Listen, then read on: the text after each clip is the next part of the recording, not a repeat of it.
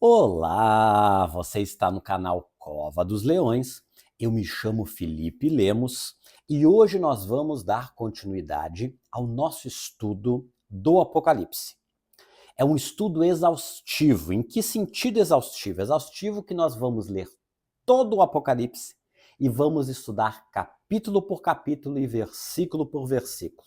Ao término do livro, eu tenho certeza que a sua mentalidade vai mudar em relação ao livro do Apocalipse, como eu creio que já está mudando, e você pode crescer na graça e no conhecimento, assim como o nosso irmão, o apóstolo Pedro, muito bem falou nas suas cartas.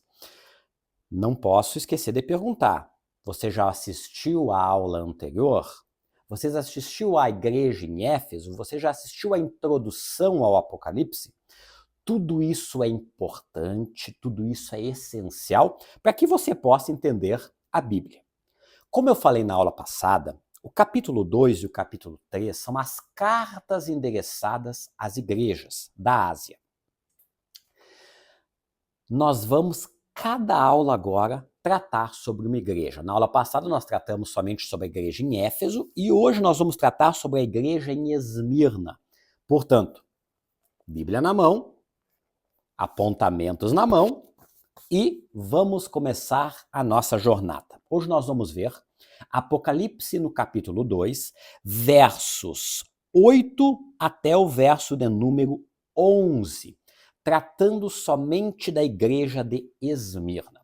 Como eu já falei na aula passada, alguns acreditam que as cartas, as 7 cartas, representam 7 períodos da igreja. Nós aprendemos que alguns acreditam que a igreja de Éfeso representou a segunda parte da era apostólica, certo?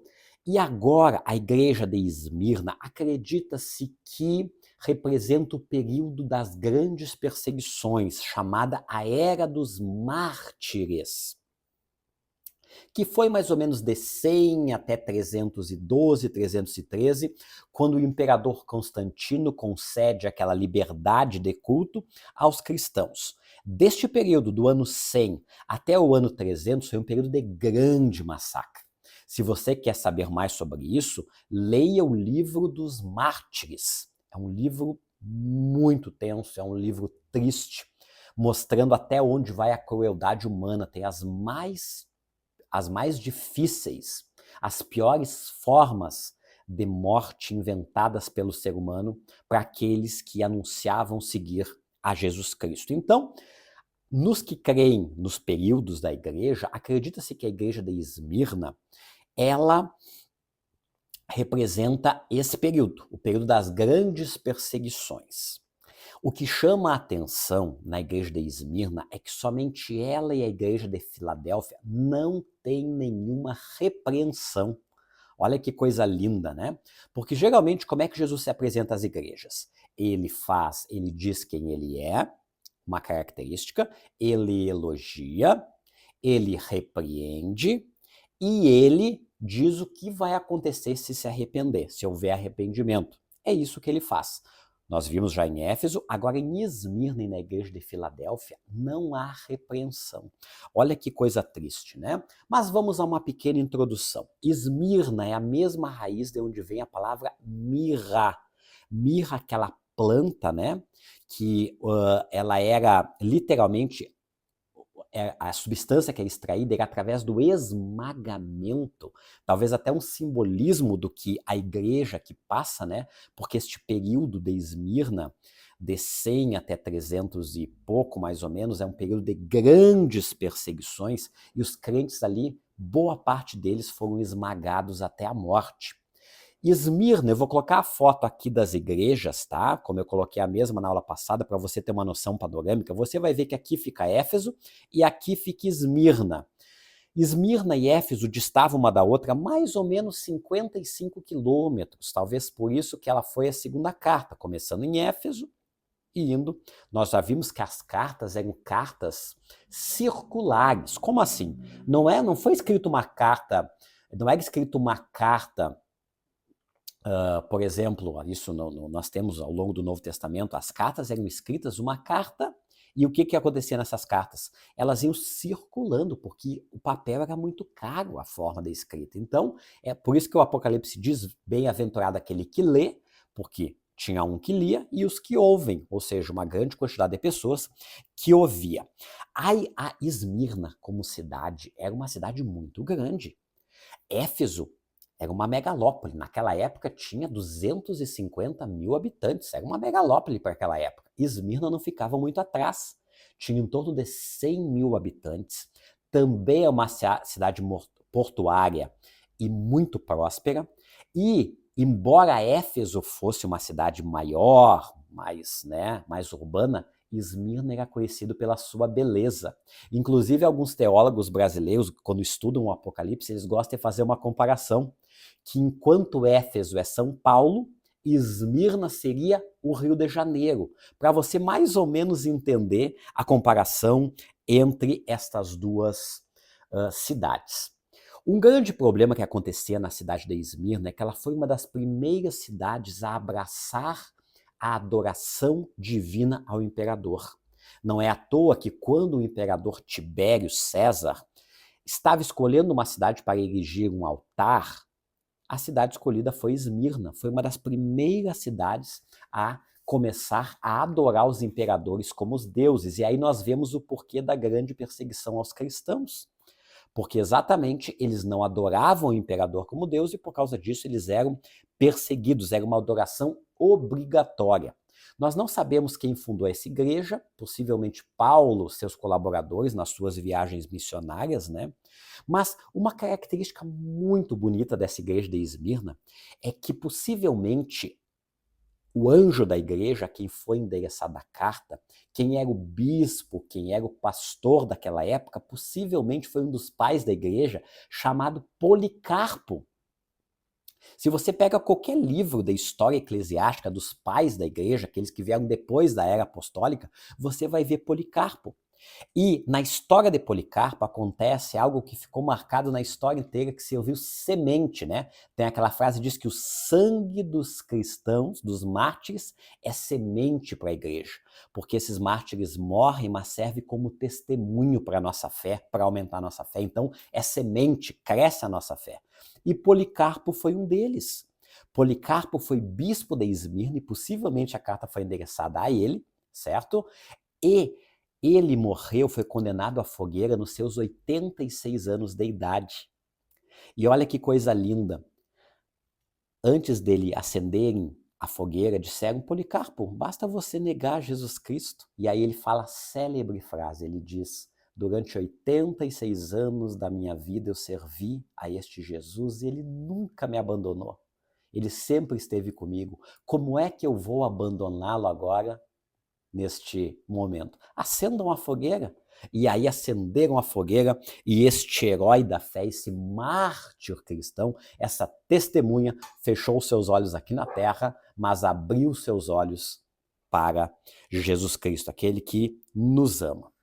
A cidade de Esmirna é uma cidade muito pagã. Além do culto ao imperador como um deus, também adoravam perdão, a deusa Afrodite, ao deus Apolo, ao deus Zeus. Então era uma cidade que era muito pagã, tinha muitos templos a deuses pagãos. Aqui nasceu também o grande poeta grego Homero, autor da Odisseia, né? Aquele poeta cego que inclusive diziam que ele se inspirava entrando numa caverna. Homero, então, ele era da cidade de Esmirna, né? E quando Jesus começa aqui, no verso 8, dizendo, agora nós vamos começar a leitura, o anjo da igreja em Esmirna escreve, estas coisas diz o primeiro e o último, né? O alfa, o ômega, o primeiro e o último, aquele que sempre existiu e tem todo o poder, que esteve morto e tornou a viver. Olha que coisa interessante. Todas as cartas, Jesus trata das cartas de uma forma que quem morava na cidade entendia, de uma forma perfeita. Quando você vê principalmente chegar em Sardes, em Laodiceia, você vai entender perfeitamente isso. Mas todas as cartas Jesus fala. Jesus não fala a ressuscitou, aquele que esteve morto e voltou a viver. Você sabe qual é o símbolo da cidade de Esmirna? A fênix. Você se lembra da mitologia o que a fênix era? Aquela ave que morre e das cinzas ela ressurge. Porque Esmirna foi destruída pelos lídios em 627 a.C. e depois foi reconstruída das cinzas, do zero, por Lisímaco. Então foi uma cidade que nasceu das cinzas, que esteve morta e reviveu. E Jesus diz, eu sou aquele que estive morto e revivi. Mas antes ele fala, eu sou o primeiro e o último, mostrando que ele é o verdadeiro. E aí ele continua falando, dizendo no verso 9, conheço a tribulação pela qual você está passando. Algumas traduções diz, conheço as tuas obras. Que coisa linda ouvir do próprio Jesus, eu conheço as tuas obras, obras verdadeiras, obras não fingidas, obras que não eram feitas simplesmente para aparecer, para ganhar tapinha nas costas, obras que levaram os esmirnianos à morte e foram reconhecidas por Jesus por isso. Eu acho interessante, né, irmãos, que aqui, quando fala conheço a tribulação que você passou, existem palavras gregas para tribulação. Existem pelo menos duas palavras, mas a palavra que refere aqui à tribulação, que é tlipsis, literalmente remete à uva sendo esmagada no lagar, a uva sendo pisoteada para poder sair o suco, representando exatamente o que Jesus estava dizendo, eu conheço a tribulação que vocês estão passando, a pressão, a luta, a dificuldade pelo que vocês estão passando, assim como a uva tinha que ser esmagada, os habitantes cristãos de Esmirna estavam sendo esmagados até a morte. Tudo colocado aqui tem um motivo e tem uma explicação. E Jesus continua dizendo, eu conheço a tribulação e conheço a sua pobreza, embora você seja rico. E aqui também é uma coisa muito, muito, muito interessante. Por quê? Porque quando Jesus fala aqui sobre pobreza, é literalmente pobreza em relação a dinheiro.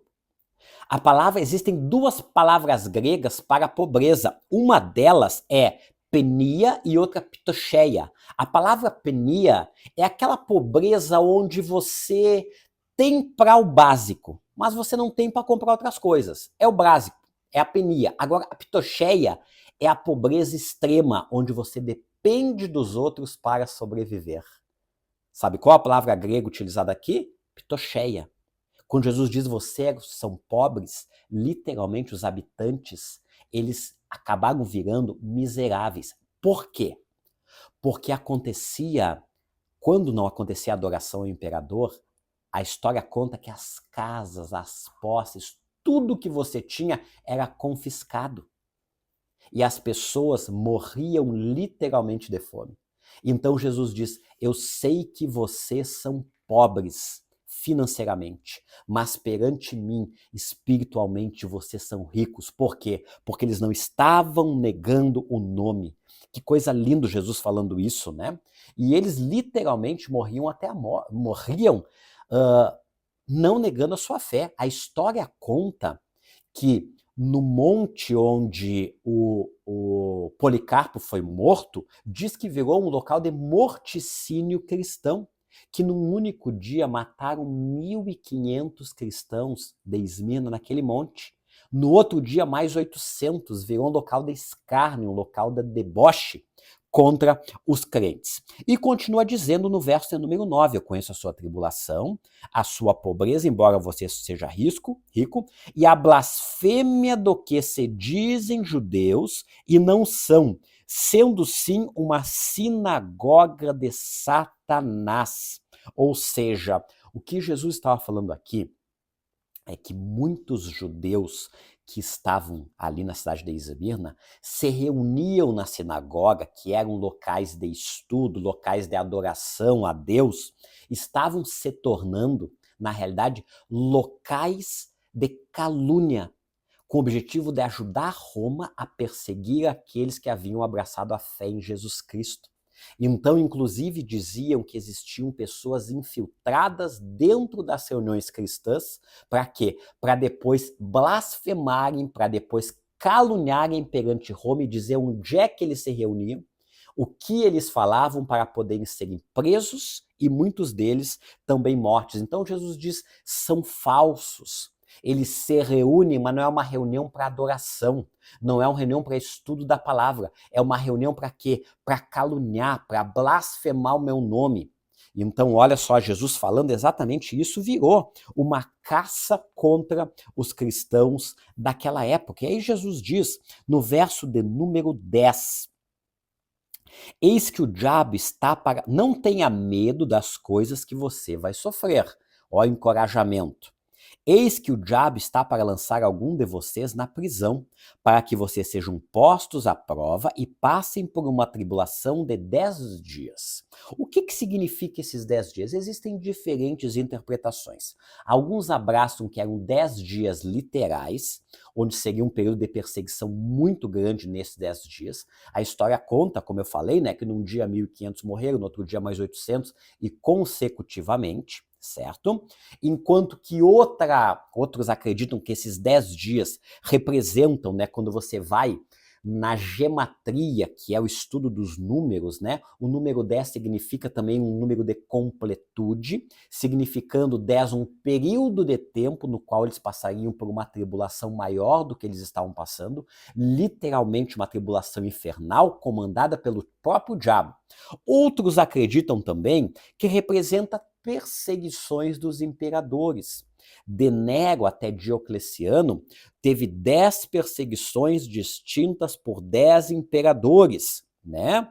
Então, existem diferentes interpretações do que são esses 10 dias. Eu, particularmente, acredito na segunda, 10 num período específico, não necessariamente literal, que eles foram peneirados, cirandados com uma perseguição implacável dita pelo próprio diabo. Mas olha que coisa bonita que Jesus diz. Sê fiel até a morte e eu te darei a coroa da vida. Que coisa linda isso, né? Porque Jesus joga com antítese. Jesus fala sobre morte e vida. Ele diz ser fiel até a morte. E é o que eles estavam fazendo. Sendo fiel até a morte. Jesus diz, mas você vai receber a coroa da vida. E olha que coisa linda. A cidade de Esmirna tinha jogos olímpicos e o vencedor ganhava o louro, ganhava uma coroa de louros, então sabia o que era uma coroa. Jesus diz, eu vou dar para vocês uma coroa, mas não vai ser uma coroa de vitória somente, vai ser a coroa da vida eterna. Portanto, ser fiel até a morte. E como é que Jesus termina? Quem tem ouvidos, olha o Shema Israel, ouvir e obedecer sai da mesma raiz, então quem tem ouvidos e obedece o que o Espírito diz às igrejas, o vencedor de modo nenhum sofrerá o dano da segunda morte. Que coisa bonita isso. Por quê? Primeiro, porque como nós falamos, eles sendo fiel até a morte, eles iam ganhar coroa. Coroa no grego é Stéphanos. Daí que vem a palavra, por exemplo, Estevão. Estevão vem de Stéfanos, que significa coroa, o primeiro mártir cristão. E aqui é a igreja dos mártires. Você vê que tudo tem ligação. O primeiro mártir e agora uma era dos mártires também acontecendo, né? E Jesus diz, vocês não vão sofrer o dano da segunda morte. O que é a segunda morte? A segunda morte é a morte espiritual. A primeira morte é a morte física, é a morte do nosso corpo. Quando nós, literalmente, né, morremos aqui nesta terra, né, nós temos esse encontro com Deus, uns para a vida eterna, que vão receber a coroa da vida, e outros, infelizmente, para a morte eterna, que é a segunda morte. A escolha é feita aqui nesta terra, se você escolhe por Cristo ou não. Depois da morte, aí é céu ou é inferno. Agora, a escolha é feita aqui nesta terra. Aproveite que nós estamos vivendo na época da graça. Aceite Jesus Cristo como Senhor e Salvador da sua vida, é a melhor decisão que você pode tomar.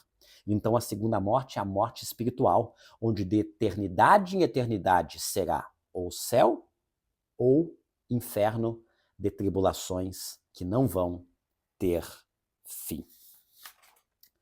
Que Deus possa te abençoar grandemente. Vamos continuar nesta jornada, é uma jornada riquíssima. Olha quantas coisas nós aprendemos na aula de hoje. Você notou que Jesus, tudo ele joga com o que o povo conhecia, uma forma do povo entender melhor.